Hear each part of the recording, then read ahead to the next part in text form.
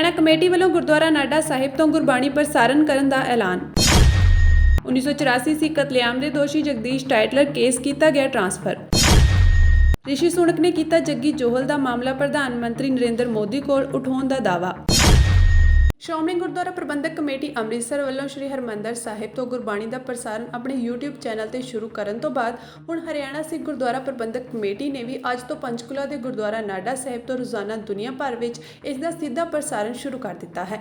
ਹਰਿਆਣਾ ਸਿੱਖ ਗੁਰਦੁਆਰਾ ਪ੍ਰਬੰਧਕ committee ਦੇ ਕਾਰਜਕਾਰੀ general ਸਕੱਤਰ ਰਮਨੀਕ ਸਿੰਘ ਨੇ ਦੱਸਿਆ ਕਿ ਕਮੇਟੀ ਦਾ ਚਾਰਜ ਸੰਭਾਲਣ ਤੋਂ ਬਾਅਦ ਅਸੀਂ ਪਹਿਲਾ ਫੈਸਲਾ ਗੁਰਦੁਆਰਾ ਨਾਢਾ ਸਾਹਿਬ ਪੰਚਕੂਲਾ ਤੋਂ ਸਿੱਧਾ ਪ੍ਰਸਾਰਣ ਸ਼ੁਰੂ ਕਰਨ ਦਾ ਕੀਤਾ ਹੈ, ਜੋ ਸੋਮਵਾਰ ਤੋਂ ਸ਼ੁਰੂ ਹੋਇਆ ਹੈ। ਗੁਰਬਾਣੀ ਦਾ ਹੁਣ ਵਿਸ਼ਵ ਪੰਜਾਬੀ ਟੀਵੀ ਰਾਹੀਂ ਦੁਨੀਆ ਭਰ ਦੇ 63 ਦੇਸ਼ਾਂ ਵਿੱਚ ਤੜਕੇ 2 ਵਜੇ ਤੋਂ ਸਵੇਰੇ 8 ਵਜੇ ਤੱਕ ਸਿੱਧਾ ਪ੍ਰਸਾਰਣ ਕੀਤਾ ਜਾ ਰਿਹਾ ਹੈ ਅਤੇ ਸਾਰੇ ਪ੍ਰਮੁੱਖ ਪਲੇਟਫਾਰਮਾਂ ਤੇ ਉਪਲਬਧ ਹੈ। ਗੁਰਬਾਣੀ ਦਾ ਪ੍ਰਸਾਰਣ ਕਮੇਟੀ ਦੇ ਸੋਸ਼ਲ ਮੀਡੀਆ ਪੇਜ ਅਤੇ YouTube ਚੈਨਲ ਤੇ ਵੀ ਕੀਤਾ ਜਾਵੇਗਾ। ਹਾਲਾਂਕਿ ਅਧਿਕਾਰ ਹਰਿਆਣਾ ਕਮੇਟੀ ਕੋਲ ਰਹਿਣਗੇ। ਇਸ ਤੋਂ ਪਹਿਲਾਂ ਸ਼੍ਰੋਮਣੀ ਕਮੇਟੀ ਨੇ ਗੁਰਬਾਣੀ ਦੇ ਸਿੱਧੇ ਪ੍ਰਸਾਰਣ ਲਈ 24 ਜੁਲਾਈ ਨੂੰ ਸੱਚਖੰਡ ਸ੍ਰੀ ਹਰਿਮੰਦਰ ਸਾਹਿਬ ਸ੍ਰੀ ਅੰਮ੍ਰਿਤਸਰ ਨਾਂ ਦਾ ਆਪਣਾ YouTube ਚੈਨਲ ਸ਼ੁਰੂ ਕੀਤਾ ਸੀ। ਮਾਨਯੋਗ ਸੁਪਰੀਮ ਕੋਰਟ ਦੇ ਆਰਡਰਾਂ ਤੋਂ ਬਾਅਦ ਹਰਿਆਣਾ ਸਿੱਖ ਗੁਰਦੁਆਰਾ ਪ੍ਰਬੰਧਕ ਕਮੇਟੀ ਆਪਣੀ ਹੋਂਦ 'ਚ ਆਈ। ਨੋਟੀਫਿਕੇਸ਼ਨਾਂ ਤੋਂ ਬਾਅਦ ਮੈਂਬਰ ਬਣੇ, ਅਗਾਂਹ ਕੰਮ ਤੁਰਿਆ ਅਤੇ ਇੱਕ ਬਹੁਤ ਵੱਡਾ ਮੀਲ ਦਾ ਪੱਥਰ ਅੱਜ ਸਥਾਪਿਤ ਕੀਤਾ। ਮਹਾਰਾਜ ਦੀ ਅਪਾਰ ਕਿਰਪਾ ਹੋਈ ਆ। ਦਸਮ ਪਿਤਾ ਗੁਰੂ ਗੋਬਿੰਦ ਸਾਹਿਬ ਸੱਚੇ ਪਾਤਸ਼ਾਹ ਦੀ ਚਰਨ ਛੂਹ ਪ੍ਰਾਪਤ ਧਰਤੀ ਗੁਰਦੁਆਰਾ ਨਾਢਾ ਸਾਹਿਬ ਵਿਖੇ ਅੱਜ ਤੋਂ ਅਸੀਂ ਲਾਈਵ ਜਿਹੜਾ ਆ ਸੈਟਲਾਈਟ ਚੈਨਲ ਤੋਂ ਪ੍ਰਸਾਰਣ ਸ਼ੁਰੂ ਕੀਤਾ ਆ, ਜੋ ਕਿ ਵਰਲਡ ਪੰਜਾਬੀ ਟੀਵੀ 'ਤੇ ਸਵੇਰੇ 3:15 ਤੋਂ 8 ਵਜੇ ਤੱਕ ਲਾਈਵ ਚੱਲੂਗਾ। ਸੋ ਇਸ ਦਿਹਾੜੇ ਨੂੰ ਮੈਂ ਸਮਝਦਾ ਕਿ ਵੀ ਹਰਿਆਣਾ ਸਿੱਖ ਗੁਰਦੁਆਰਾ ਮੈਨੇਜਮੈਂਟ ਕਮੇਟੀ ਦੇ ਇਤਿਹਾਸ ਦੇ ਵਿੱਚ ਸੁਨਹਿਰੀ ਅਕਸ਼ਰਾਂ ਵਿੱਚ ਲਿਖਿਆ ਜਾਵੇਗਾ। ਮਹਾਰਾਜ ਦੀ ਕਿਰਪਾ ਹੋਈ ਆ। ਦੇਸ਼ ਵਿਦੇਸ਼ 'ਚ ਵਸਦੀਆਂ ਸਿੱਖ ਸੰਗਤਾਂ ਨੂੰ, ਗੁਰੂ ਨਾਨਕ ਨਾਮ ਲੇਵਦਾ ਸੰਗਤਾਂ ਨੂੰ 63 ਮੁਲਕਾਂ ਦੇ ਵਿੱਚ ਅੱਜ ਤੋਂ ਗੁਰਦੁਆਰਾ ਨਾਢਾ ਸਾਹਿਬ ਤੋਂ ਗੁਰਬਾਣੀ ਦਾ ਪ੍ਰਚਾਰ ਪ੍ਰਸਾਰ ਅਤੇ ਗੁਰਬਾਣੀ ਦਾ ਆਨੰਦ ਮੰਨਣ ਲਈ ਇਹ ਉਪਰਾਲਾ ਅੱਜ ਕੀਤਾ ਗਿਆ। ਅਤੇ ਇਸੇ ਕਰਕੇ ਆਪ ਜੀਆਂ ਸਾਰਿਆਂ ਨੂੰ ਸਾਦਾ ਦੇ ਕੇ ਅਤੇ ਆਪ ਜੀ ਦੇ ਨਾਲ ਇਹ ਖੁਸ਼ਖਬਰੀ ਸਾਂਝੀ ਕੀਤੀ ਹੈ। ਸੋ ਕਿ ਜਿਹੜੇ ਪ੍ਰੈਸ ਦੇ ਸਾਡੇ ਵੀਰ ਭੈਣ ਆ, ਤੁਹਾਡੇ ਰਾਹੀਂ ਇਹ ਜਿਹੜੀ ਗੱਲ ਹੈ ਇਹ ਸਮੂਹ ਵਿਸ਼ਵ ਦੇ ਵਿੱਚ ਸਿੱਖ ਸੰਗਤਾਂ ਤੱਕ ਪਹੁੰਚੇ ਅਤੇ ਸੋਹਣੇ ਉਪਰਾਲੇ ਹੋਏ ਆ।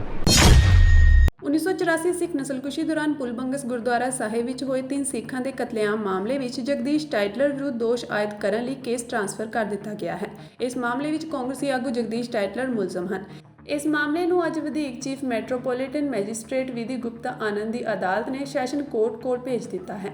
ਹੁਣ ਕੇਸ ਦੀ ਸੁਣਵਾਈ 18 ਸਤੰਬਰ ਨੂੰ ਸੈਸ਼ਨ ਕੋਰਟ ਵਿੱਚ ਹੋਵੇਗੀ। ਇਸ ਮਗਰੋਂ ਦਿੱਲੀ ਸਿੱਖ ਗੁਰਦੁਆਰਾ ਮੈਨੇਜਮੈਂਟ ਕਮੇਟੀ ਦੇ ਪ੍ਰਧਾਨ ਹਰਮੀਤ ਸਿੰਘ ਕਾਲਕਾ ਨੇ ਕਿਹਾ ਕਿ ਸੰਜੀਦਾ ਕੇਸ ਹੋਣ ਦੇ ਬਾਵਜੂਦ ਟਾਈਟਲਰ ਨੂੰ ਜ਼ਮਾਨਤ ਦਿੱਤੇ ਜਾਣ ਨੂੰ ਲੈ ਕੇ ਸਿੱਖਾਂ ਵਿੱਚ ਭਾਰੀ ਰੋਸ ਹੈ। ਹੁਣ ਮਾਮਲਾ ਸੈਸ਼ਨ ਕੋਰਟ ਜਾਣ ਮਗਰੋਂ ਉਮੀਦ ਮਿਲੀ ਹੈ ਕਿ ਟਾਈਟਲਰ ਵਿਰੁੱਧ ਦੋਸ਼ ਤੈਅ ਜ਼ਰੂਰ ਹੋਣਗੇ। ਉਹਨਾਂ ਕਿਹਾ ਕਿ DSG MC ਵੱਲੋਂ ਇਸ ਕੇਸ ਦੀ ਪੈਰਵੀ ਮਜ਼ਬੂਤੀ ਨਾਲ ਯਕੀਨੀ ਬਣਾਈ ਜਾਵੇਗੀ। ਇਸ ਦੇ ਨਾਲ ਹੀ ਉਹਨਾਂ ਕਿਹਾ ਕਿ 39 ਸਾਲਾਂ ਤੋਂ ਸਿੱਖ ਕੌਮ ਲੜਾਈ ਲੜ ਰਹੀ ਹੈ। ਮਾਮਲੇ ਵਿੱਚ ਕਈ ਵਾਰ ਢਿੱਲ ਵੀ ਵਰਤੀ ਗਈ। ਇਸ ਤੋਂ ਇਲਾਵਾ ਬੀਤੇ ਦਿਨ ਪ੍ਰਧਾਨ ਮੰਤਰੀ ਨਰਿੰਦਰ ਮੋਦੀ ਅਤੇ ਬ੍ਰਿਟੇਨ ਪ੍ਰਧਾਨ ਮੰਤਰੀ ਰਿਸ਼ੀ ਸੁਣਕ ਵਿਚਾਲੇ ਹੋਈ ਮੀਟਿੰਗ ਬਾਰੇ ਕਾਲਕਾ ਨੇ ਕਿਹਾ ਕਿ ਜਦੋਂ ਵੀ 2 ਦੇਸ਼ਾਂ ਦੇ ਪ੍ਰਧਾਨ ਮੰਤਰੀ ਮਿਲਦੇ ਹਨ ਤਾਂ ਦੇਸ਼ ਦੀ ਸੁਰੱਖਿਆ ਨੂੰ ਲੈ ਕੇ ਉਹ ਆਪਣੀ ਚਿੰਤਾ ਜ਼ਾਹਰ ਕਰਦੇ ਹਨ। UK ਦੇ ਪ੍ਰਧਾਨ ਮੰਤਰੀ ਨੇ ਵੀ ਤਸੱਲੀ ਦਿਵਾਈ ਹੈ ਕਿ ਉੱਥੇ ਸਰਕਾਰ ਵੱਲੋਂ ਕੱਟੜਵਾਦ ਦੇ ਕਿਸੇ ਵੀ ਰੂਪ ਨੂੰ ਸਮਰਥਨ ਨਹੀਂ ਦਿੱਤਾ ਜਾ ਰਿਹਾ। ਹਰਮੀਤ ਸਿੰਘ ਕਾਲਕਾ ਨੇ ਕਿਹਾ ਕਿ ਕੁਝ ਲੋਕ ਆਪਣੇ ਸਵਾਰਥ ਲਈ ਸਿੱਖਾਂ ਦਾ ਅਕਸ ਖਰਾਬ ਕਰ ਰਹੇ ਹਨ। ਬਰਤਾਨੀਆ ਦੇ ਪ੍ਰਧਾਨ ਮੰਤਰੀ ਰਿਸ਼ੀ ਸੁਣਕ ਨੇ ਪੁਸ਼ਟੀ ਕੀਤੀ ਹੈ ਕਿ ਉਹਨਾਂ ਨੇ ਨਵੀਂ ਦਿੱਲੀ ਵਿੱਚ G20 ਸੰਮੇਲਨ ਦੌਰਾਨ ਆਪਣੇ ਹਮਰੁਤਬਾ ਨਰਿੰਦਰ ਮੋਦੀ ਨਾਲ ਗੱਲਬਾਤ ਦੌਰਾਨ 2017 ਤੋਂ ਭਾਰਤ ਵਿੱਚ ਨਜ਼ਰਬੰਦ ਇੱਕ ਸਕੌਟਿਸ਼ ਸਿੱਖ ਦਾ ਮਾਮਲਾ ਉਠਾਇਆ ਹੈ। UK ਦੇ ਵਿਦੇਸ਼ ਵਿਭਾਗ ਨੇ 8 ਸਤੰਬਰ ਨੂੰ ਜਗਤਾਰ ਸਿੰਘ ਜੋਹਲ ਦੇ ਮਾਮਲੇ ਵਿੱਚ ਦਖਲ ਦੇਣ ਤੋਂ ਇਨਕਾਰ ਕਰ ਦਿੱਤਾ ਸੀ। ਸੁਣਕ ਨੇ ਕਿਹਾ ਸੀ ਕਿ ਉਹਨਾਂ ਨੇ ਇਸ ਨੂੰ ਹੋਰ ਮੁੱਦਿਆਂ ਦੇ ਨਾਲ ਚੁੱਕਿਆ ਸੀ। ਉਹਨਾਂ ਵੇਰਵੇ ਨਹੀਂ ਦਿੱਤੇ ਪਰ ਕਿਹਾ ਕਿ ਵਿਦੇਸ਼ ਦਫ਼ਤਰ ਜਗਤਾਰ ਸਿੰਘ ਜੋਹਲ ਦੇ ਪਰਿਵਾਰ ਨੂੰ ਸਹਾਇਤਾ ਦੇਣਾ ਜਾਰੀ ਰੱਖ ਰਿਹਾ ਹੈ ਅਤੇ ਅਜਿਹਾ ਕਰਨਾ ਜਾਰੀ ਰਹੇਗਾ। UK ਸਿੱਖ ਫੈਡਰੇਸ਼ਨ ਦਾ ਕਹਿਣਾ ਹੈ ਕਿ ਜੋਹਲ ਦੇ ਮਾਮਲੇ ਵਿੱਚ ਦਬਾਅ ਪਾਉਣ ਲਈ ਸੁਣਕ ਬਹੁਤ ਇੱਛਾਹੀਣ ਦਿਖੇ ਅਤੇ ਬ੍ਰਿਟਿਸ਼ ਨਾਗਰਿਕ ਦੇ ਹੱਕਾਂ ਲਈ ਖੜੇ ਹੋਣ 'ਚ ਸ਼ਰਮਨਾਕ ਤੌਰ ਤੇ ਅਸਫਲ ਹੋ ਕੇ ਆਪਣੀ ਕਮਜ਼ੋਰੀ ਅਤੇ ਲੀਡਰਸ਼ਿਪ ਦੀ ਘਾਟ ਦਾ ਪ੍ਰਦਰਸ਼ਨ ਕੀਤਾ ਹੈ। ਸਿੱਖ ਫੈਡਰੇਸ਼ਨ ਦੇ ਮੁੱਖ ਸਲਾਹਕਾਰ ਦਵਿੰਦਰਜੀਤ ਸਿੰਘ ਨੇ ਦੱਸਿਆ ਕਿ ਰਿਸ਼ੀ ਸੁਣਕ ਅਤੇ ਉਹਨਾਂ ਦੇ ਵਿਦੇਸ਼ ਵਿਭਾਗ ਦੇ ਮੰਤਰੀ ਹੁਣ ਜਗਤਾਰ ਦੇ ਹਿੱਤਾਂ ਅਤੇ ਨਿਆਂ ਦੇ ਮਾਮਲੇ ਵਿੱਚ ਪੂਰੀ ਤਰ੍ਹਾਂ ਬਕਵਾਸ ਕਰ ਰਹੇ ਹਨ। ਉਹ ਡਰੇ ਹੋਏ ਹਨ ਅਤੇ ਇਸ ਗੱਲ ਤੋਂ ਅਣਜਾਣ ਹਨ ਕਿ ਭਾਰਤ ਤੇ ਕੂਟਨੀਤਿਕ ਦਬਾਅ ਕਿਵੇਂ ਪਾਉਣਾ ਹੈ ਅਤੇ ਉਹ ਇਸ ਮਾਮਲੇ ਨੂੰ ਭ੍ਰਿਸ਼ਟ ਭਾਰਤੀ ਨਿਆਂ ਪ੍ਰਣਾਲੀ ਤੇ ਛੱਡ ਰਹੇ ਹਨ। ਸੁਣਕ ਦੀ ਇਹ ਕਾਰਵਾਈ ਪਿਛਲੇ ਹਫ਼ਤੇ 70 ਤੋਂ ਵੱਧ ਸੰਸਦ ਮੈਂਬਰਾਂ ਦੇ ਇੱਕ ਸਮੂਹ ਵੱਲੋਂ ਪ੍ਰਧਾਨ ਮੰਤਰੀ ਮੋਦੀ ਨੂੰ 36 ਵਰ੍ਹਿਆਂ ਦੇ ਸਿੱਖ ਪ੍ਰਚਾਰਕ ਦੀ ਤੁਰੰਤ ਰਿਹਾਈ ਯਕੀਨੀ ਬਣਾਉਣ ਦੀ ਅਪੀਲ ਕਰਨ ਤੋਂ ਬਾਅਦ ਆਈ ਹੈ। ਜੋਹਲ ਦੇ ਭਰਾ ਤੇ ਇੱਕ ਵਕੀਲ ਤੇ ਲੇਬਰ ਕੌਂਸਲਰ ਗੁਰਪ੍ਰੀਤ ਸਿੰਘ ਜੋਹਲ ਨੇ ਕਿਹਾ ਕਿ ਉਹ ਖੁਸ਼ ਹਨ ਕਿ ਸੋਨਕ ਨੇ ਇਹ ਮੁੱਦਾ ਮੋਦੀ ਕੋਲ ਉਠਾਇਆ ਸੀ, ਪਰ ਇਹ ਕਾਫੀ ਨਹੀਂ ਹੈ। ਗੁਰਪ੍ਰੀਤ ਸਿੰਘ ਦਾ ਕਹਿਣਾ ਹੈ ਕਿ ਕੇਸ ਨੂੰ ਉਠਾਉਣਾ ਉਦੋਂ ਤੱਕ ਕਾਫੀ ਨਹੀਂ ਹੈ ਜਦੋਂ ਤੱਕ ਉਹ ਮਨਮਾਨੀ ਹਿਰਾਸਤ ਤੇ ਸੰਯੁਕਤ ਰਾਸ਼ਟਰ ਦੇ ਕਾਰਜ ਸਮੂਹ ਦੀਆਂ ਖੋਜਾਂ ਦੇ ਅਨੁਸਾਰ ਜਗਤਾਰ ਦੀ ਰਿਹਾਈ ਦੀ ਮੰਗ ਨਹੀਂ ਕਰਦੇ। ਉਹਨਾਂ ਕਿਹਾ ਕਿ ਮੈਨੂੰ ਡਰ ਹੈ ਕਿ ਇਹ ਯੂਕੇ ਸਰਕਾਰ ਵੱਲੋਂ ਸਿਰਫ ਫालतू ਗੱਲਾਂ ਹਨ ਅਤੇ ਕੋਈ ਕਾਰਵਾਈ ਨਹੀਂ ਹੈ। ਦੱਸਦੀ ਕਿ ਡਰਮਟਨ ਦੇ ਜਗਤਾਰ ਸਿੰਘ ਜੋਹਲ ਆਪਣੇ ਵਿਆਹ ਲਈ ਪੰਜਾਬ ਵਿੱਚ ਸਨ ਜਦੋਂ ਉਹਨਾਂ ਨੂੰ 4 ਨਵੰਬਰ 2017 ਨੂੰ ਜਲੰਧਰ ਤੋਂ ਗ੍ਰਿਫਤਾਰ ਕੀਤਾ ਗਿਆ ਸੀ। ਉਸ ਦੇ ਪਰਿਵਾਰ ਦਾ ਦਾਅਵਾ ਹੈ ਕਿ ਇੱਕ ਖਾਲੀ ਕਬੂਲਨਾਮੇ ਦੇ ਦਸਤਾਵੇਜ਼ ਤੇ ਹਸਤਾਖਰ ਕਰਨ ਤੋਂ ਪਹਿਲਾਂ ਉਸ ਨੂੰ ਬਿਜਲੀ ਦੇ ਝਟਕੇ ਸਮੇਤ ਤਸੀਹੇ ਦਿੱਤੇ ਗਏ ਸਨ। ਹਾਲਾਂਕਿ ਭਾਰਤੀ ਅਧਿਕਾਰੀਆਂ ਵੱਲੋਂ ਇਹਨਾਂ ਦੋਸ਼ਾਂ ਦਾ ਖੰਡਨ ਕੀਤਾ ਗਿਆ ਹੈ।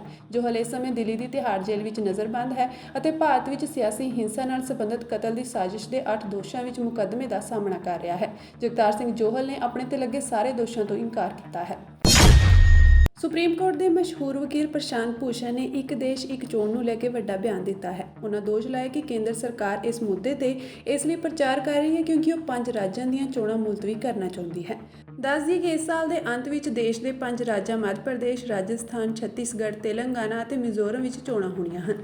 ਪ੍ਰਸ਼ਾਂਤ ਭੂਸ਼ਣ ਨੇ ਕਿਹਾ ਕਿ ਸੰਸਦੀ ਲੋਕਤੰਤਰ ਵਿੱਚ ਇੱਕ ਦੇਸ਼ ਇੱਕ ਚੋਣ ਲਾਗੂ ਨਹੀਂ ਕੀਤੀ ਜਾ ਸਕਦੀ ਕਿਉਂਕਿ ਭਾਰਤ ਵਰਗੇ ਦੇਸ਼ ਵਿੱਚ ਬਹੁਮਤ ਗਵਾਉਣ ਤੋਂ ਬਾਅਦ ਇੱਕ ਸਰਕਾਰ ਮੱਧਕਾਲ ਵਿੱਚ ਹੀ ਡਿੱਗ ਸਕਦੀ ਹੈ ਅਤੇ ਇਸ ਤੋਂ ਬਾਅਦ ਇੱਕ ਨਵੀਂ ਸਰਕਾਰ ਬਣਦੀ ਹੈ। ਹਾਲਾਂਕਿ ਜੇਕਰ ਇੱਕ ਦੇਸ਼ ਇੱਕ ਚੋਣ ਲਾਗੂ ਹੁੰਦੀ ਹੈ ਤਾਂ ਅਜਿਹੇ ਹਾਲਾਤ ਵਿੱਚ ਰਾਸ਼ਟਰਪਤੀ ਸ਼ਾਸਨ ਲਗਾਉਣ ਲਈ ਮਜਬੂਰ ਹੋ ਜਾਵੇਗਾ ਜੋ ਕਿ ਲੋਕਤੰਤਰ ਦੇ ਵਿਰੁੱਧ ਹੈ। ਪ੍ਰਸ਼ਾਂਤ ਭੂਸ਼ਣ ਨੇ ਕਿਹਾ ਕਿ ਇਸ ਦਾ ਮਤਲਬ ਇਹ ਹੋਵੇਗਾ ਕਿ ਅਸੀਂ ਭਾਰਤ ਨੂੰ ਲੋਕਤੰਤਰੀ ਪ੍ਰਣਾਲੀ ਤੋਂ ਰਾਸ਼ਟਰਪਤੀ ਸ਼ਾਸਨ ਦੀ ਪ੍ਰਣਾਲੀ ਵੱਲ ਲੈ ਕੇ ਜਾ ਰਹੇ ਹਾਂ। ਇਸ ਲਈ ਸੰਸਦੀ ਲੋਕਤੰਤਰ ਦੀ ਪੂਰੀ ਤਰ੍ਹਾਂ ਉਲੰਘਣਾ ਹੋਵੇਗੀ। ਮੇਰੇ ਵਿਚਾਰ ਵਿੱਚ ਸਰਕਾਰ ਇਸ ਬਾਰੇ ਪੂਰੀ ਤਰ੍ਹਾਂ ਜਾਣੂ ਹੈ ਅਤੇ ਉਹ ਵੀ ਇਹ ਜਾਣਦੇ ਹਨ ਕਿ ਰਾਸ਼ਟਰਪਤੀ ਸ਼ਾਸਨ ਦੀ ਪ੍ਰਣਾਲੀ ਲਈ ਸੰਵਿਧਾਨ ਵਿੱਚ ਕੁਝ ਸੋਧਾਂ ਕਰਨੀਆਂ ਪੈਣਗੀਆਂ। ਉਹਨਾਂ ਕਿਹਾ ਕਿ ਮੌਜੂਦਾ ਸਰਕਾਰ ਕੋਲ ਰਾਜ ਸਭਾ ਵਿੱਚ ਬਹੁਮਤ ਨਹੀਂ ਹੈ। ਉਹ ਇਹਨਾਂ ਸਾਰੀਆਂ ਗੱਲਾਂ ਤੋਂ ਵੀ ਵਾਕਿਫ ਹੈ। ਇਸ ਦੇ ਬਾਵਜੂਦ ਸਰਕਾਰ ਵਨ ਨੇਸ਼ਨ ਵਨ ਇਲੈਕਸ਼ਨ ਵੱਲ ਵਧੀ ਜਿਸ ਦਾ ਇੱਕੋ ਇੱਕ ਮਕਸਦ ਮੱਧ ਪ੍ਰਦੇਸ਼, ਰਾਜਸਥਾਨ, ਛੱਤੀਸਗੜ੍ਹ, ਤੇਲੰਗਾਨਾ ਅਤੇ ਮਿਜ਼ੋਰਮ ਵਿੱਚ ਇਸ ਸਾਲ ਦੇ ਅੰਤ ਵਿੱਚ ਹੋਣ ਵਾਲੀਆਂ ਚੋਣਾਂ ਨੂੰ ਮੁਲਤਵੀ ਕਰਨਾ ਹੈ। ਭੂਸ਼ਣ ਨੇ ਦਾਅਵਾ ਕੀਤਾ ਕਿ ਭਾਰਤੀ ਜਨਤਾ ਪਾਰਟੀ ਇਹਨਾਂ 5 ਰਾਜਾਂ ਦੀਆਂ ਵਿਧਾਨ ਸਭਾ ਚੋਣਾਂ ਵਿੱਚ ਹਾਰ ਤੋਂ ਡਰਦੀ ਹੈ। ਇਸ ਲਈ ਇੱਕ ਰਾਸ਼ਟਰ ਇੱਕ ਚੋਣ ਦੇ ਨਾਂ ਤੇ ਉਹ ਵਿਧਾਨ ਸਭਾ ਚੋਣਾਂ ਨੂੰ 2024 ਦੀਆਂ ਲੋਕ ਸਭਾ ਚੋਣਾਂ ਤੱਕ ਮੁਲਤਵੀ ਕਰਨਾ ਚਾਹੁੰਦੀ ਹਨ ਤਾਂ ਜੋ ਇਹਨਾਂ ਰਾਜਾਂ ਵਿੱਚ ਰਾਸ਼ਟਰਪਤੀ शासन लगाया जा सके। कि लोकतंत्र तो हम लोग देख रहे हैं कि किस ओर जा रहा है, पूरा तानाशाही की तरफ जा रहा है। लेकिन अभी भी चुनाव होते हैं और चुनाव में बेईमानी के बावजूद भी रूलिंग पार्टी हार जाती है, जैसे अभी कर्नाटक में हारी। तो इन लोगों को, मुझे ऐसा दिख रहा है कि इन लोगों को ये लग रहा है कि नवंबर में 5 राज्यों में ये हारने वाले हैं और उसको इनको लगता है कि अभी जनवरी में राम मंदिर का इनाग्रेशन होगा, उसमें बड़ा शोशा करेंगे वगैरह वगैरह, फिर और कुछ कर सकते हैं, हो सकता है कि बाजी पलट जाए उसके बाद। तो मुझे ये लगता है वन नेशन वन इलेक्शन का जो शगुफा छोड़ा है ये लोकसभा के इलेक्शन को प्रीपोन करने के लिए नहीं है। वन नेशन वन इलेक्शन हो नहीं सकता, ये बिल्कुल साफ है क्योंकि उसमें तो आपको प्रेसिडेंशियल सिस्टम करना पड़ेगा। लेकिन उसकी आड़ में ये कह के कि भाई हमने कमेटी बनाई है, कमेटी की रिपोर्ट आएगी वगैरह वगैरह, और इसलिए हम अभी ये जो 5 राज्यों में चुनाव होने हैं नवंबर में, इसको पोस्टपोन कर रहे हैं जिससे कि ये जनरल इलेक्शन के साथ हो, तब तक ये रिपोर्ट आ जाएगी। हो सकता है हम बाकी इलेक्शन भी उसके साथ करा लें। हमें लगता है कि इसका रियल मकसद इस शगुफे का इस नवंबर के इलेक्शन को पोस्टपोन करने का है। और ये आप देखेंगे कि अभी ये जो स्पेशल सत्र बुलाया जा रहा है उसमें ये लोग ये कॉन्स्टिट्यूशन अमेंडमेंट्स तो नहीं ला सकते क्योंकि इनके पास मेजॉरिटी है नहीं, 2/3 मेजॉरिटी राज्यसभा में नहीं है, लेकिन एक रेजोल्यूशन पास करेंगे कि भाई ये कमेटी बैठी है और कमेटी की रिपोर्ट आने तक अभी ये जो असेंबली इलेक्शंस हैं 5 असेंबली, इनको थोड़ा पोस्टपोन किया जाता है इसके इलेक्शन को, ये कोशिश करेंगे। ये कानूनी होगा या नहीं होगा ये देखने की बात है। मेरी राय में ये गैर कानूनी होगा क्योंकि आप इस आधार पर 5 साल फिक्स टर्म होता है, 5 साल ख़त्म हो जाएंगे नवंबर में, उसके बाद नया असेंबली बनानी पड़ती है। लेकिन ये लोग कुछ ना कुछ उसमें इलेक्शन कमीशन के थ्रू कोशिश करेंगे कि अच्छा इलेक्शन कमीशन ये बोल दे कि अच्छा हम 6 महीने बाद करेंगे, ऐसा मुझे लगता है। ਕਿਸਾਨਾਂ ਨੇ ਹੜ੍ਹ ਪੀੜਤਾਂ ਲਈ ਮੁਆਵਜ਼ੇ ਦੀ ਮੰਗ ਨੂੰ ਲੈ ਕੇ ਮੋਤੀ ਮਹਿਲ ਦੇ ਬਾਹਰ ਧਰਨਾ ਦਿੱਤਾ। ਹੜ੍ਹਾਂ ਕਾਰਨ ਕਿਸਾਨਾਂ ਦੀਆਂ ਫਸਲਾਂ ਤਬਾਹ ਹੋਈਆਂ, ਪਸ਼ੂ ਮਰੇ, ਘਰਾਂ ਦਾ ਭਾਰੀ ਨੁਕਸਾਨ ਹੋਇਆ, ਜਿਸ ਨੂੰ ਲੈ ਕੇ ਕਿਸਾਨਾਂ ਨੇ ਪਟਿਆਲਾ ਦੇ ਮੋਤੀ ਮਹਿਲ ਦੇ ਬਾਹਰ 3 ਦਿਨਾਂ ਧਰਨਾ ਦਿੱਤਾ। ਪਟਿਆਲਾ ਵਿੱਚ ਕ੍ਰਾਂਤੀਕਾਰੀ ਕਿਸਾਨ ਯੂਨੀਅਨ ਉਗਰਾਹਾਂ ਨੇ ਕਿਹਾ ਕਿ 3 ਦਿਨਾਂ ਤੋਂ ਪਟਿਆਲਾ ਦੀ ਸੰਸਦ ਮੈਂਬਰ ਪਰਨੀਤ ਕੌਰ ਅਤੇ ਕੈਪਟਨ ਅਮਰਿੰਦਰ ਸਿੰਘ ਦੇ ਘਰ ਦੇ ਬਾਹਰ ਧਰਨਾ ਦਿੱਤਾ ਗਿਆ ਹੈ। ਉਹਨਾਂ ਦਾ ਕਹਿਣਾ ਹੈ ਕਿ ਪਟਿਆਲਾ ਵਿੱਚ 19 ਤਰੀਕ ਨੂੰ ਹੀ ਅਲਰਟ ਜਾਰੀ ਕਰ ਦਿੱਤਾ ਗਿਆ ਸੀ, ਪਰ ਉਹਨਾਂ ਨੇ ਹੜ੍ਹਾਂ ਕਾਰਨ ਹੋਣ ਵਾਲੇ ਕਿਸਾਨਾਂ ਦੇ ਨੁਕਸਾਨ ਵੱਲ ਧਿਆਨ ਨਹੀਂ ਦਿੱਤਾ। ਫਸਲਾਂ, ਪਸ਼ੂਆਂ ਤੇ ਘਰਾਂ ਦਾ ਭਾਰੀ ਨੁਕਸਾਨ ਹੋਇਆ ਹੈ, ਇਸ ਲਈ ਅਸੀਂ ਇਸ ਮੰਗ ਨੂੰ ਲੈ ਕੇ 3 ਦਿਨਾਂ ਤੋਂ ਇੱਥੇ ਬੈਠੇ ਹਾਂ। ਸਾਡਾ ਸੰਘਰਸ਼ ਅਗਲੀ ਰਣਨੀਤੀ ਅਨੁਸਾਰ ਜਾਰੀ ਰਹੇਗਾ। ਜਿਹੜਾ ਅੱਜ ਸਾਡਾ ਕੈਪਟਨ ਅਮਰਿੰਦਰ ਸਿੰਘ ਦੀ ਕੋਠੀ ਅੱਗੇ ਧਰਨਾ ਲੱਗਿਆ ਹੋਇਆ, ਕਿਉਂਕਿ ਅਸੀਂ 19 ਅਗਸਤ ਨੂੰ ਜਿੰਨੇ ਵੀ ਪੰਜਾਬ ਦੀ ਮੌਜੂਦਾ ਸਰਕਾਰ ਦੇ ਐਮਐਲਏ ਨੇ ਉਹਨਾਂ ਨੂੰ ਚੇਤਾਵਨੀ ਪੱਤਰ ਦਿੱਤੇ ਸੀਗੇ ਵੀ ਜਿਹੜਾ ਫਸਲਾਂ ਦਾ ਨੁਕਸਾਨ ਹੋਇਆ ਹੜ੍ਹਮਾਰੀ ਦੇ ਨਾਲ, ਫਲੱਡ ਆਏ ਨੇ, ਉਹਦੇ ਸਬੰਧ ਦੇ ਵਿੱਚ ਕਿਸਾਨਾਂ ਦੀ ਬਾਂਹ ਫੜੀ ਜਾਵੇ, ਉਹਨਾਂ ਨੂੰ ਬਣਦਾ ਮੁਆਵਜ਼ਾ ਦਿੱਤਾ ਜਾਵੇ। ਜਿਹਦੇ ਵਿੱਚ ਸਾਡੀ ਜਥੇਬੰਦੀਆਂ ਵੱਲੋਂ ਇਹ ਮੰਗ ਰੱਖੀ ਗਈ ਸੀ ਵੀ ਜਿਹੜੇ ਕਿਸਾਨ ਦੁਬਾਰਾ ਜਿਹਦੀ ਨਹੀਂ ਲਾ ਸਕਦੇ ਉੱਥੇ ਤੁਸੀਂ 50,000 ਰੁਪਇਆ ਪ੍ਰਤੀ ਏਕੜ ਦਾ ਮੁਆਵਜ਼ਾ ਦਿਓ। ਜਿੱਥੇ ਕਿਸਾਨ ਦੁਬਾਰੇ ਝੋਨਾ ਲਾ ਸਕਦੇ ਨੇ ਉੱਥੇ ਤੁਸੀਂ 30,000 ਰੁਪਇਆ ਪ੍ਰਤੀ ਏਕੜ ਦਾ ਮੁਆਵਜ਼ਾ ਦਿਓ। ਤੇ ਜਿੱਥੇ ਸਾਡੇ ਪਸ਼ੂ ਪਾਣੀ ਦੇ ਵਿੱਚ ਰੁੜ ਗਏ ਜਾਂ ਡੁੱਬ ਕੇ ਮਰ ਗਏ 1 ਲੱਖ ਰੁਪਇਆ ਪਸ਼ੂ ਦਾ ਮੁਆਵਜ਼ਾ ਦਿੱਤਾ ਜਾਵੇ। ਜਿਹੜੇ ਕਿਸਾਨਾਂ ਦੇ ਮਕਾਨ ਪਾਣੀ ਦੇ ਵਿੱਚ ਆ ਗਏ, ਮਕਾਨ ਢਹਿ ਚੁੱਕੇ ਨੇ, 5 ਲੱਖ ਰੁਪਇਆ ਪ੍ਰਤੀ ਘਰ ਨੂੰ ਮੁਆਵਜ਼ਾ ਦਿੱਤਾ ਜਾਵੇ। ਜਿਹੜੇ ਸਾਡੇ ਕਿਸਾਨ ਵੀਰ, ਸਾਡੇ ਨੌਜਵਾਨ ਮੌਤਾਂ ਬਹੁਤ ਹੋਈਆਂ ਨੇ ਪਾਣੀ ਦੇ ਵਿੱਚ ਡੁੱਬ ਕੇ, ਉਹਨਾਂ ਦੇ ਪਰਿਵਾਰਾਂ ਨੂੰ 10 ਲੱਖ ਰੁਪਇਆ ਤੇ ਇੱਕ ਸਰਕਾਰੀ ਨੌਕਰੀ ਦਿੱਤੀ ਜਾਵੇ। ਤੇ ਇਸ ਚੇਤਾਵਨੀ ਪੱਤਰ ਤੋਂ ਬਾਅਦ ਮੁੱਖ ਮੰਤਰੀ ਦਾ ਬਿਆਨ ਆਉਂਦਾ ਕਿ ਅਸੀਂ ਮੁਆਵਜ਼ਾ ਦੇਵਾਂਗੇ, ਅਸੀਂ ਜੇ ਬੱਕਰੀ ਮਰ ਗਈ ਉਹਦਾ ਵੀ ਮੁਆਵਜ਼ਾ, ਮੁਰਗੀ ਮਰ ਗਈ ਉਹਦਾ ਵੀ। ਮੈਨੂੰ ਲੱਗਦਾ ਵੀ ਸਾਡਾ ਅੰਡੇ ਤੱਕ ਵੀ ਇਹ ਮੁਆਵਜ਼ਾ ਬੋਲ ਜਾਣਗੇ, ਕਿਉਂਕਿ ਇਹਨਾਂ ਨੇ ਝੂਠ ਹੀ ਬੋਲਣਾ, ਪਰ ਸਰਕਾਰ ਨੇ ਕਦੇ ਕਿਸਾਨਾਂ ਨੂੰ ਕੋਈ ਦਿੱਤਾ ਨਹੀਂ। ਜਿੰਨੀਆਂ ਵੀ ਸਰਕਾਰਾਂ ਆਈਆਂ ਨੇ, ਚਾਹੇ ਅਕਾਲੀ ਦਲ ਦੀ ਆਈ ਆ, ਚਾਹੇ ਕਾਂਗਰਸ ਦੀ ਆਈ ਆ, ਚਾਹੇ ਝਾੜੂ ਵਾਲਿਆਂ ਦੀ ਆ, ਕਿਸਾਨ ਵਿਰੋਧੀ ਸਰਕਾਰਾਂ ਆਈਆਂ ਨੇ। ਕਿਉਂਕਿ ਅਸੀਂ ਪਹਿਲਾਂ ਤੋਂ ਇਹ ਸੋਚ ਰੱਖਦੇ ਹਾਂ ਵੀ ਜਿਵੇਂ ਰੇਲਵੇ ਲਾਈਨਾਂ ਵਿਸੀਆਂ ਹੋਈਆਂ ਨੇ, ਉੱਥੇ ਚਾਹੇ ਇੰਜਣ ਡੀਜ਼ਲ ਵਾਲਾ ਆ ਗਿਆ, ਚਾਹੇ ਕੋਲੇ ਵਾਲਾ ਆ ਗਿਆ, ਚਾਹੇ ਭਾਫ ਵਾਲਾ ਆ ਗਿਆ, ਪਰ ਚੱਲਣਾ ਉਸੇ ਲਾਈਨ ਤੇ ਆ। ਸਰਕਾਰਾਂ ਉਸੇ ਲਾਈਨ ਤੇ ਚੱਲਣਗੀਆਂ, ਕਿਸਾਨਾਂ ਦੇ ਹੱਕ 'ਚ ਕਦੇ ਨਹੀਂ ਖੜਨਗੀਆਂ।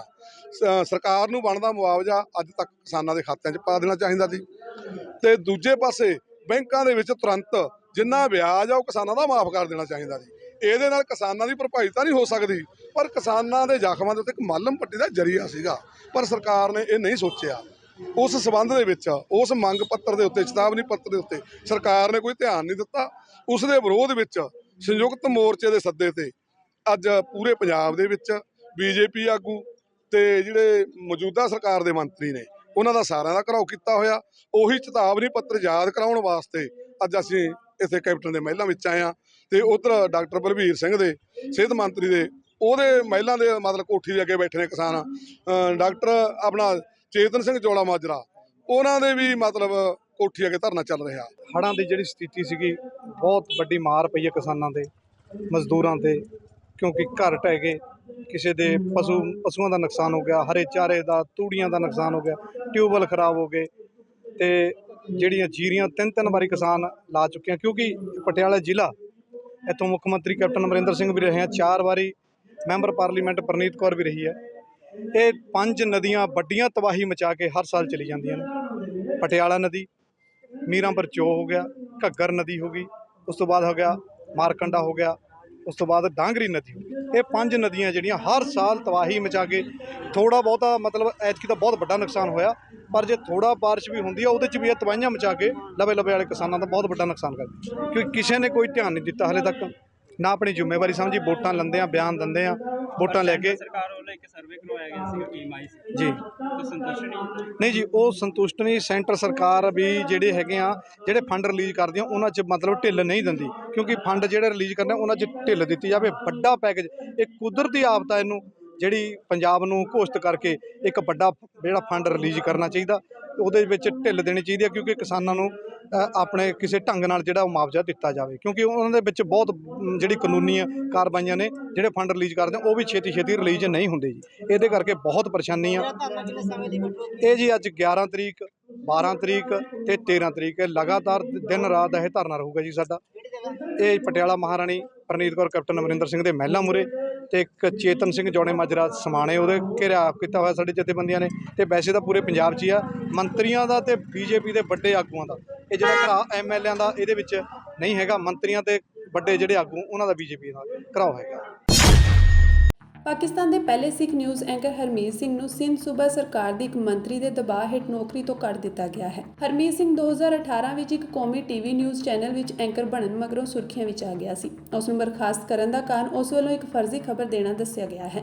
ਦਰਅਸਲ ਹਰਮੀਤ ਸਿੰਘ ਨੇ ਪਾਕਿਸਤਾਨੀ ਸਿਆਸਤਦਾਨ ਅਤੇ ਸਿੰਘ ਸੂਬੇ ਦੇ ਕਰੀਬੀ ਹਟਾਓ ਅਤੇ ਸਮਾਜਿਕ ਸੁਰੱਖਿਆ ਬਾਰੇ ਮੰਤਰੀ ਸਜ਼ੀਆ ਮਰੀ ਵਿਰੁੱਧ ਇੱਕ ਛਾਪੇਮਾਰੀ ਬਾਰੇ ਟਵੀਟ ਕੀਤਾ ਸੀ।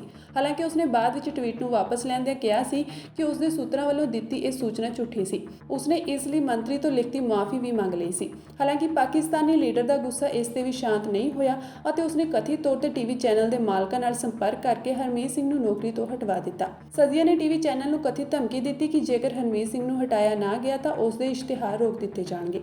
ਨੌਕਰੀ ਤੋਂ ਕੱਢੇ ਜਾਣ ਮਗਰੋਂ ਹਰਮੀਤ ਸਿੰਘ ਨੇ ਐਕਸ ਤੇ ਬਿਆਨ ਜਾਰੀ ਕਰਦਿਆਂ ਕਿਹਾ ਕਿ ਉਹ ਹੁਣ ਆਪਣਾ ਖੁਦ ਦਾ YouTube ਚੈਨਲ ਸ਼ੁਰੂ ਕਰ ਰਹੇ ਹਨ ਤੇ ਉਸ ਤੇ ਹੀ ਖਬਰਾਂ ਨਸ਼ਰ ਕਰਨਗੇ।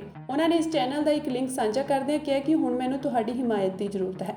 ਇਸ ਮੁਸ਼ਕਲ ਸਮੇਂ ਵਿੱਚ ਮੇਰੇ ਚੈਨਲ ਨੂੰ ਸਬਸਕ੍ਰਾਈਬ ਕਰਕੇ ਮੇਰੀ ਮਦਦ ਕਰੋ। ਹਰਮੀਤ ਸਿੰਘ ਨੂੰ ਭਾਰਤ ਤੋਂ ਵੀ ਹਿਮਾਇਤ ਹਾਸਲ ਹੋਈ ਜਦੋਂ ਭਾਰਤੀ ਜਨਤਾ ਪਾਰਟੀ ਆਗੂ ਮਨਜਿੰਦਰ ਸਿੰਘ ਸਿਰਸਾ ਨੇ ਕਿਹਾ ਕਿ ਹੋਰ ਚੈਨਲ ਵੀ ਇਹੀ ਖਬਰ ਚਲਾ ਰਹੇ ਸਨ, ਪਰ ਸਿਰਫ ਹਰਮੀਤ ਸਿੰਘ ਨੂੰ ਨੌਕਰੀ ਤੋਂ ਕੱਢ ਦਿੱਤਾ ਗਿਆ। ਉਹਨਾਂ ਹਰਮੀਤ ਸਿੰਘ ਨੂੰ ਨੌਕਰੀ ਤੋਂ ਕੱਢੇ ਜਾਣ ਦੀ ਸਖਤ ਨਿਖੇਧੀ ਕੀਤੀ ਹੈ। 90 ਦੇ ਦਹਾਕੇ ਵਿੱਚ ਬੇਕਸੂਰ ਸਿੱਖਾਂ ਤੇ ਪੁਲਿਸ ਦੀ ਤਸ਼ੱਦਦ ਨੂੰ ਨਸ਼ਰ ਕਰਨ ਵਾਲੇ ਜਸਵੰਤ ਸਿੰਘ ਖਾਲੜਾ ਦੀ ਬਰਸੀ ਤੋਂ 2 ਦਿਨ ਬਾਅਦ ਮੋਹਾਲੀ ਦੀ CBI ਅਦਾਲਤ ਨੇ ਇੱਕ ਵੱਡਾ ਫੈਸਲਾ ਸੁਣਾਇਆ ਹੈ। ਇੱਕ ਹੋਰ ਝੂਠੇ ਮੁਕਾਬਲੇ ਵਿੱਚ 3 ਪੁਲਿਸ ਮੁਲਾਜ਼ਮਾਂ ਨੂੰ 31 ਸਾਲ ਬਾਅਦ ਦੋਸ਼ੀ ਕਰਾਰ ਦਿੱਤਾ ਗਿਆ ਹੈ। ਹੁਣ ਦੋਸ਼ੀਆਂ ਨੂੰ 14 ਸਤੰਬਰ ਨੂੰ ਸਜ਼ਾ ਸੁਣਾਈ ਜਾਵੇਗੀ। ਦਰਅਸਲ ਪਿੰਡ ਬੁੱਟਰ ਨਜ਼ਦੀਕ ਮਹਿਤਾ ਦੇ ਹਰਜੀਤ ਸਿੰਘ ਨੂੰ 29 ਅਪ੍ਰੈਲ 1992 ਵਿੱਚ ਠੱਠੀਆਂ ਬੱਸ ਸਟੈਂਡ ਤੋਂ ਪੁਲਿਸ ਨੇ ਚੁੱਕ ਕੇ ਨਜਾਇਜ਼ ਹਿਰਾਸਤ ਵਿੱਚ ਰੱਖ ਕੇ 2 ਹੋਰ ਨੌਜਵਾਨ ਜਸਪਿੰਦਰ ਸਿੰਘ ਜੱਸਾ ਅਤੇ ਲਖਵਿੰਦਰ ਸਿੰਘ ਲੱਖਾ ਨਾਲ ਝੂਠੇ ਮੁਕਾਬਲੇ ਵਿੱਚ ਮਾਰ ਦਿੱਤਾ ਸੀ। ਹਰਜੀਤ ਸਿੰਘ ਦੇ ਪਿਤਾ ਕਸ਼ਮੀਰ ਸਿੰਘ ਨੇ ਇਸ ਮਾਮਲੇ ਵਿੱਚ ਪੰਜਾਬ ਹਰਿਆਣਾ ਹਾਈ ਕੋਰਟ ਵਿੱਚ ਕੇਸ ਕੀਤਾ ਸੀ, ਜਿਸ ਵਿੱਚ ਵਾਰੰਟ ਅਫਸਰ ਨਿਯੁਕਤ ਹੋਣ ਤੋਂ ਬਾਅਦ ਸੈਸ਼ਨ ਜੱਜ ਚੰਡੀਗੜ੍ਹ ਤੋਂ ਜਾਂਚ ਕਰਵਾਈ ਗਈ। ਇਸ ਤੋਂ ਬਾਅਦ 1997 ਵਿੱਚ CBI ਨੂੰ ਕੇਸ ਦੇ ਦਿੱਤਾ ਗਿਆ। CBI ਨੇ 2000 ਵਿੱਚ 9 ਪੁਲਿਸ ਅਫਸਰਾਂ ਖਿਲਾਫ ਚਾਰਜਸ਼ੀਟ ਅਦਾਲਤ ਵਿੱਚ ਦਾਖਲ ਕੀਤੀ ਸੀ, ਪਰ ਇਹ ਕੇਸ ਕਈ ਸਾਲ ਪਹਿਲਾਂ ਸਟੇ ਰਿਹਾ ਅਤੇ 31 ਸਾਲ ਬਾਅਦ ਹੁਣ ਫੈਸਲਾ ਸੁਣਾਇਆ ਗਿਆ ਹੈ। ਇਸ ਕੇਸ ਵਿੱਚ ਬਾਕੀ ਦੋਸ਼ੀਆਂ ਦੀ ਸੁਣਵਾਈ ਦੌਰਾਨ ਮੌਤ ਹੋ ਗਈ ਸੀ। ਇਸ ਤੋਂ ਪਹਿਲਾਂ ਕੇਸ ਦੇ 58 ਗਵਾਹਾਂ ਵਿੱਚੋਂ 27 ਦੀ ਮੌਤ ਹੋ ਚੁੱਕੀ ਹੈ। ਦਿਨੋਂ ਦਿਨ ਨਸ਼ਿਆਂ ਕਾਰਨ ਮਾਰ ਰਹੀ ਪੰਜਾਬ ਦੀ ਜਵਾਨੀ ਨੂੰ ਬਚਾਉਣ ਲਈ ਅੱਠੇ ਪੈਰ ਟਹਿਲ ਸੇਵਾ ਲਹਿਰ ਵੱਲੋਂ ਗੁਰਾਂ ਦੀ ਜਾਗੋ ਯਾਤਰਾ ਕੱਢੀ ਜਾ ਰਹੀ ਹੈ। ਮੁੱਖ ਸੇਵਾਦਾਰ ਭਾਈ ਗੁਰਪ੍ਰੀਤ ਸਿੰਘ ਇਸ ਯਾਤਰਾ ਦੀ ਅਗਵਾਈ ਕਰ ਰਹੇ ਹਨ। ਗੁਰਪ੍ਰੀਤ ਸਿੰਘ ਨੇ ਕਿਹਾ ਕਿ ਇਸ ਯਾਤਰਾ ਦਾ ਮੁੱਖ ਮਕਸਦ ਪੰਜਾਬ ਦੇ ਸੂਝਵਾਨ ਲੋਕਾਂ ਨੂੰ ਜਾਗਰੂਕ ਕਰਨਾ ਹੈ। ਨਸ਼ਿਆਂ ਲਈ ਪਿਛਲੀਆਂ ਤੇ ਮੌਜੂਦਾ ਸਰਕਾਰਾਂ ਪੂਰੀ ਤਰ੍ਹਾਂ ਜ਼ਿੰਮੇਵਾਰ ਹਨ, ਜਿਨ੍ਹਾਂ ਵੱਲੋਂ ਘਰ ਘਰ ਪਹੁੰਚ ਚੁੱਕੀ ਇਸ ਨਾਮੁਰਾਦ ਬਿਮਾਰੀ ਨੂੰ ਰੋਕਣ ਲਈ ਗੰਭੀਰਤਾ ਨਾਲ ਕੋਈ ਉਚਿਤ ਕਦਮ ਨਹੀਂ ਚੁੱਕਿਆ ਗਿਆ। ਗੁਰਪ੍ਰੀਤ ਸਿੰਘ ਨੇ ਕਿਹਾ ਕਿ ਪਵਿੱਤਰ ਨਗਰੀ ਸ਼੍ਰੀ ਅਨੰਦਪੁਰ ਸਾਹਿਬ, ਜਿੱਥੇ ਦਸ਼ਮ ਪਾਤਸ਼ਾਹ ਸ਼੍ਰੀ ਗੁਰੂ ਗੋਬਿੰਦ ਸਿੰਘ ਜੀ ਵੱਲੋਂ ਅੰਮ੍ਰਿਤ ਦੀ ਦਾਤ ਬਖਸ਼ ਕੇ ਸਿੱਖ ਪੰਥ ਦੀ ਸਿਰਜਣਾ ਕੀਤੀ ਗਈ ਸੀ, ਵਿਖੇ ਵੀ ਸ਼ਰੇਆਮ ਨਸ਼ਾ ਵਿਕ ਰਿਹਾ ਹੈ, ਜਿਸ ਨੂੰ ਰੋਕਣ ਵਿੱਚ ਸਰਕਾਰਾਂ ਅਤੇ ਸਥਾਨਕ ਪ੍ਰਸ਼ਾਸਨ ਬੁਰੀ ਤਰ੍ਹਾਂ ਅਸਫਲ ਸਾਬਿਤ ਹੋਇਆ ਹੈ। ਉਨ੍ਹਾਂ ਕਿਹਾ ਕਿ ਸਰਕਾਰਾਂ ਦੀਆਂ ਅਣਗਹਿਲੀਆਂ ਅਤੇ ਸਰਪ੍ਰਸਤੀ ਹੇਠ ਪੰਜਾਬ ਦੀ ਨੌਜਵਾਨੀ ਨੂੰ ਖਤਮ ਕਰਨ ਉੱਤੇ ਤੁਲੇ ਅਜਿਹੇ ਸਮਾਜ ਵਿਰੋਧੀ ਅਨਸਰਾਂ ਦਾ ਸਮੂਹ ਪੰਜਾਬੀਆਂ ਨੂੰ ਬਾਈਕਾਟ ਕਰ ਦੇਣਾ ਚਾਹੀਦਾ ਹੈ। ਗੁਰਾਂ ਦੀ ਜਾਗੋ ਦਾ ਮਕਸਦ ਸ਼੍ਰੀ ਗੁਰੂ ਗ੍ਰੰਥ ਸਾਹਿਬ ਜੀ ਦੀ ਹੋ ਰਹੀ ਬੇਅਦਬੀ ਨੂੰ ਰੋਕਣ ਲਈ ਲੋਕਾਂ ਨੂੰ ਲਾਮਬੰਦ ਕਰਨਾ ਹੈ। ਗੁਰਾਂ ਦੀ ਜਾਗੋ 1 ਸਤੰਬਰ ਨੂੰ ਸ਼੍ਰੀ ਅਨੰਦਪੁਰ ਸਾਹਿਬ ਤੋਂ ਸ਼ੁਰੂ ਕੀਤੀ ਗਈ ਸੀ, ਜੋ 15 ਸਤੰਬਰ ਨੂੰ ਸ਼੍ਰੀ ਦਰਬਾਰ ਸਾਹਿਬ ਅੰਮ੍ਰਿਤਸਰ ਵਿਖੇ ਸਮਾਪਤ ਹੋਵੇਗੀ। ਪ੍ਰਬੰਧਕਾਂ ਨੇ ਲੋਕਾਂ ਨੂੰ ਗੁਰੂ ਘਰਾਂ ਨੂੰ ਸੁੰਨਾ ਨਾ ਛੱਡਣ ਦੀ ਅਪੀਲ ਕੀਤੀ ਹੈ। ਇਸ ਦੇ ਨਾਲ ਹੀ ਉਹਨਾਂ ਨੇ ਨਸ਼ਿਆਂ ਖਿਲਾਫ ਵੀ ਪ੍ਰਚਾਰ ਕੀਤਾ। ਉਹਨਾਂ ਕਿਹਾ ਕਿ ਨਸ਼ਾ ਵੇਚਣ ਵਾਲਿਆਂ ਨੂੰ ਪਿੰਡਾਂ ਵਿੱਚ ਲਾਂਤਾ ਪਾਇਆ ਕਰੋ, ਜੋ ਲੋਕਾਂ ਦੇ ਬੰਦੇ ਮਾਰੇ ਉਹ ਚੰਗਾ ਕਿਵੇਂ ਹੋ ਸਕਦਾ ਹੈ। ਗੁਰਾਂ ਦੀ ਜਾਗੋ ਸ਼੍ਰੀ ਗੁਰੂ ਗ੍ਰੰਥ ਸਾਹਿਬ ਜੀ ਦੇ ਪਹਿਲੇ ਪ੍ਰਕਾਸ਼ ਪੁਰਬ ਨੂੰ ਸਮਰਪਿਤ ਕੀਤੀ ਗਈ ਹੈ ਅਤੇ ਇਹ ਯਾਤਰਾ ਸਤਿਗੁਰਾਂ ਦੀ ਛਤਰ ਛਾਇਆ ਹੇਠ ਪਿੰਡ-ਪਿੰਡ, ਸ਼ਹਿਰ-ਸ਼ਹਿਰ ਜਾ ਕੇ ਪੰਜਾਬੀਆਂ ਨੂੰ ਜਾਗਰੂਕ ਕਰੇਗੀ ਤੇ ਸਮਾਜ ਦੇ ਸਾਰੇ ਵਰਗਾਂ ਨੂੰ ਇਕਮੁੱਠ ਹੋ ਕੇ ਨਸ਼ਿਆਂ ਖਿਲਾਫ ਡਟਣ ਲਈ ਲਾਮਬੰਦ ਕਰੇਗੀ। ਪੰਜਾਬ ਅਤੇ ਨੇੜਲੇ ਸੂਬਿਆਂ ਵਿੱਚ ਪਿਛਲੇ ਕਈ ਸਾਲਾਂ ਤੋਂ ਲਗਾਤਾਰ ਹੋ ਰਹੀਆਂ ਸ਼੍ਰੀ ਗੁਰੂ ਗ੍ਰੰਥ ਸਾਹਿਬ ਜੀ ਦੀਆਂ ਬੇਅਦਬੀਆਂ ਨੂੰ ਰੋਕਣ ਲਈ 1 ਸਤੰਬਰ 2021 ਨੂੰ ਤਖਤ ਸ਼੍ਰੀ ਕੇਸਗੜ੍ਹ ਸਾਹਿਬ ਤੋਂ ਆਰੰਭ ਹੋਈ ਅੱਠੇ ਪੈਰ ਟਹਿਲ ਸੇਵਾ ਲਹਿਰ ਵੱਲੋਂ ਆਪਣੀ ਦੂਜੀ ਵਰ੍ਹੇਗੰਢ ਮੌਕੇ ਆਪਣੀਆਂ ਸੇਵਾਵਾਂ ਦਾ ਦਾਇਰਾ ਹੋਰ ਵੱਡਾ ਕੀਤਾ ਗਿਆ ਹੈ। ਬੇਅਦਬੀਆਂ ਨੂੰ ਠੱਲਣ ਦੇ ਨਾਲ ਹੀ ਹੁਣ ਨਸ਼ਿਆਂ ਦੇ ਵਹਿਣ ਨੂੰ ਵੀ ਸੰਗਤਾਂ ਅਤੇ ਨੌਜਵਾਨਾਂ ਦੇ ਸਹਿਯੋਗ ਨਾਲ ਡੱਕਾ ਲਾਇਆ ਜਾਵੇਗਾ। ਪਾਕਿਸਤਾਨ ਦੇ ਪੇਸ਼ਾਵਰ ਵਿੱਚ ਸੋਮਵਾਰ ਨੂੰ ਇੱਕ ਹਸਪਤਾਲ ਦੇ ਨੇੜੇ ਸੁਰੱਖਿਆ ਬਲਾਂ ਦੇ ਵਾਹਨ ਨੂੰ ਨਿਸ਼ਾਨਾ ਬਣਾ ਕੇ ਕੀਤੇ ਗਏ ਬੰਬ ਧਮਾਕੇ ਵਿੱਚ ਅਰਧ ਸੈਨਿਕ ਬਲ ਦੇ ਇੱਕ ਜਵਾਨ ਦੀ ਮੌਤ ਹੋ ਗਈ ਅਤੇ 4 ਕਰਮਚਾਰੀਆਂ ਸਮੇਤ ਕਈ ਹੋਰ ਜ਼ਖਮੀ ਹੋ ਗਏ। ਇੱਕ ਸੀਨੀਅਰ ਪੁਲਿਸ ਅਧਿਕਾਰੀ ਨੇ ਜਾਣਕਾਰੀ ਦਿੰਦਿਆਂ ਦੱਸਿਆ ਕਿ ਹਮਲਾ ਅਸ਼ਾਂਤ ਖੈਬਰ ਪਖਤੂਨਖਵਾ ਸੂਬੇ ਦੀ ਰਾਜਧਾਨੀ ਪੇਸ਼ਾਵਰ ਦੇ ਵਾਰਸਾਕ ਰੋਡ ਤੇ ਪ੍ਰਾਈਮ ਹਸਪਤਾਲ ਦੇ ਸਾਹਮਣੇ ਫਰੰਟੀਅਰ FC ਦੇ ਜਵਾਨਾਂ ਤੇ ਹੋਇਆ। ਵਾਰਸਾਕ ਦੇ MP ਮੁਹੰਮਦ ਅਰਸ਼ਦ ਖਾਨ ਨੇ ਦੱਸਿਆ ਕਿ ਧਮਾਕੇ ਵਿੱਚ 5 FC ਅਧਿਕਾਰੀ ਅਤੇ 3 ਨਾਗਰਿਕ ਜ਼ਖਮੀ ਹੋਏ ਹਨ। ਅਰਸ਼ਦ ਖਾਨ ਨੇ ਕਿਹਾ ਕਿ ਅਜਿਹਾ ਲੱਗਦਾ ਹੈ ਕਿ ਹਮਲਾ IED ਨਾਲ ਕੀਤਾ ਗਿਆ ਸੀ। ਉਹਨਾਂ ਕਿਹਾ ਕਿ ਮਾਮਲੇ ਦੀ ਜਾਂਚ ਕੀਤੀ ਜਾ ਰਹੀ ਹੈ। ਇਸ ਤੋਂ ਪਹਿਲਾਂ ਪਿਛਲੇ ਹਫ਼ਤੇ ਅਸ਼ਾਂਤ ਉੱਤਰੀ ਪੱਛਮੀ ਖੈਬਰ ਪਖਤੂਨਖਵਾ ਸੂਬੇ ਦੇ ਚਿਤਰਾਲ ਜ਼ਿਲ੍ਹੇ ਵਿੱਚ ਤਾਲਿਬਾਨ ਅਤਵਾਦੀਆਂ ਵੱਲੋਂ 2 ਸਰਹੱਦੀ ਚੌਂਕੀਆਂ ਤੇ ਹਮਲਾ ਕਰਨ ਤੇ 4 ਪਾਕਿਸਤਾਨੀ ਫੌਜੀ ਮਾਰੇ ਗਏ ਅਤੇ 7 ਹੋਰ ਜ਼ਖਮੀ ਹੋ ਗਏ ਸਨ। ਮੋਰੱਕੋ ਵਿੱਚ 8 ਸਤੰਬਰ ਦੀ ਰਾਤ ਨੂੰ ਆਈ 6.8 ਦੀ ਤੀਬਰਤਾ ਦੇ ਭੂਚਾਲ ਨੇ ਇਸ ਅਫਰੀਕੀ ਦੇਸ਼ ਵਿੱਚ ਭਾਰੀ ਤਬਾਹੀ ਮਚਾਈ ਹੈ। ਇਸ ਕੁਦਰਤੀ ਆਫਤ ਤੋਂ ਬਾਅਦ ਮੌਤਾਂ ਦੀ ਗਿਣਤੀ ਲਗਾਤਾਰ ਵਧਦੀ ਜਾ ਰਹੀ ਹੈ। ਹੁਣ ਤੱਕ 2000 ਤੋਂ ਵੱਧ ਲੋਕ ਆਪਣੀ ਜਾਨ ਗਵਾ ਚੁੱਕੇ ਹਨ। ਭੂਚਾਲ ਦੇ 48 ਘੰਟੇ ਬਾਅਦ ਵੀ ਰਾਹਤ ਅਤੇ ਬਚਾਅ ਕੰਮ ਜਾਰੀ ਹਨ। ਮਰਨ ਵਾਲਿਆਂ ਦੀ ਗਿਣਤੀ ਵਧ ਸਕਦੀ ਹੈ। ਹਜ਼ਾਰਾਂ ਜ਼ਖਮੀਆਂ ਨੂੰ ਹਸਪਤਾਲ ਵਿੱਚ ਭਰਤੀ ਕਰਵਾਇਆ ਗਿਆ ਹੈ। ਸੈਂਕੜੇ ਇਮਾਰਤਾਂ ਜ਼ਮੀਨ ਨਾਲ ਢਹਿ ਜਾਣ ਕਾਰਨ ਹਜ਼ਾਰਾਂ ਲੋਕ ਬੇਘਰ ਹੋ ਗਏ ਹਨ। ਮਿਲੀ ਜਾਣਕਾਰੀ ਮੁਤਾਬਕ ਮੋਰੱਕੋ ਵਿੱਚ 3 ਦਿਨਾਂ ਦੇ ਰਾਸ਼ਟਰੀ ਸੋਗ ਦਾ ਐਲਾਨ ਕੀਤਾ ਗਿਆ ਹੈ। ਮੋਰੱਕੋ ਦੀ ਸੈਨਾ ਦੇ ਇੱਕ ਬਿਆਨ ਦੇ ਅਨੁਸਾਰ ਕਿੰਗ ਮੁਹੰਮਦ VI ਨੇ ਹਥਿਆਰਬੰਦ ਬਲਾਂ ਨੂੰ ਵਿਸ਼ੇਸ਼ ਖੋਜ ਅਤੇ ਬਚਾਅ ਟੀਮਾਂ ਅਤੇ ਇੱਕ ਸਰਜੀਕਲ ਫੀਲਡ ਹਸਪਤਾਲ ਤਾਇਨਾਤ ਕਰਨ ਦੇ ਨਿਰਦੇਸ਼ ਦਿੱਤੇ ਹਨ। ਮੋਰੱਕੋ ਦੇ ਉੱਚ ਐਟਲਸ ਪਹਾੜਾਂ ਨੂੰ ਹਿਲਾ ਦੇਣ ਵਾਲੇ ਭੂਚਾਲ ਦੇ ਕੇਂਦਰ ਦੇ ਸਭ ਤੋਂ ਨੇੜੇ ਦੇ ਸ਼ਹਿਰ ਮਾਰਾਕੇਸ਼ ਵਿੱਚ ਬਹੁਤ ਸਾਰੀਆਂ ਇਤਿਹਾਸਕ ਇਮਾਰਤਾਂ ਨੂੰ ਨੁਕਸਾਨ ਪਹੁੰਚਿਆ ਹੈ, ਪਰ ਜ਼ਿਆਦਾਤਰ ਮੌਤਾਂ ਅਲ ਹੋਜ਼ ਅਤੇ ਤਰੋਨ ਪ੍ਰਾਂਤਾਂ ਦੇ ਦੱਖਣ ਵਿੱਚ ਪਹਾੜੀ ਖੇਤਰਾਂ ਵਿੱਚ ਦਰਜ ਕੀਤੀਆਂ ਗਈਆਂ ਹਨ। ਇਸ ਦੌਰਾਨ ਖੋਜ ਅਤੇ ਬਚਾਅ ਟੀਮਾਂ ਮਲਬਾ ਹਟਾਉਣ ਅਤੇ ਸੜਕਾਂ ਨੂੰ ਸਾਫ਼ ਕਰਨ ਵਿੱਚ ਰੁੱਝੀਆਂ ਹੋਈਆਂ ਹਨ। ਭੂਚਾਲ ਦੀ ਡੂੰਘਾਈ 18.5 ਕਿਲੋਮੀਟਰ ਮਾਪੀ ਗਈ। ਜ਼ਬਰਦਸਤ ਭੂਚਾਲ ਦੇ ਝਟਕੇ ਦੱਖਣ ਵਿੱਚ ਸਿੱਧੀ ਇਫਨੀ ਤੋਂ ਲੈ ਕੇ ਉੱਤਰ ਵਿੱਚ ਰਬਾਤ ਤੱਕ ਮਹਿਸੂਸ ਕੀਤੇ ਗਏ। ਭੂਚਾਲ ਦਾ ਕੇਂਦਰ ਮਾਰਾਕੇਸ਼ ਤੋਂ 72 ਕਿਲੋਮੀਟਰ ਪੱਛਮ ਵਿੱਚ ਇੱਕ ਪ੍ਰਮੁੱਖ ਆਰਥਿਕ ਹੱਬ ਸੀ। ਤੁਰਕੀ ਦੇ ਆਫਤ ਅਤੇ ਐਮਰਜੈਂਸੀ ਪ੍ਰਬੰਧਨ ਵਿਭਾਗ ਦਾ ਕਹਿਣਾ ਹੈ ਕਿ ਉਸਨੇ ਮੋਰੱਕੋ ਤੋਂ ਐਮਰਜੈਂਸੀ ਚੇਤਾਵਨੀ ਪ੍ਰਾਪਤ ਹੋਣ ਦੀ ਸਥਿਤੀ ਵਿੱਚ ਮੈਡੀਕਲ ਰਾਹਤ, ਖੋਜ ਅਤੇ ਬਚਾਅ ਏਜੰਸੀਆਂ ਦੇ 265 ਮੈਂਬਰਾਂ ਨੂੰ ਅਲਰਟ ਤੇ ਰੱਖਿਆ ਹੈ।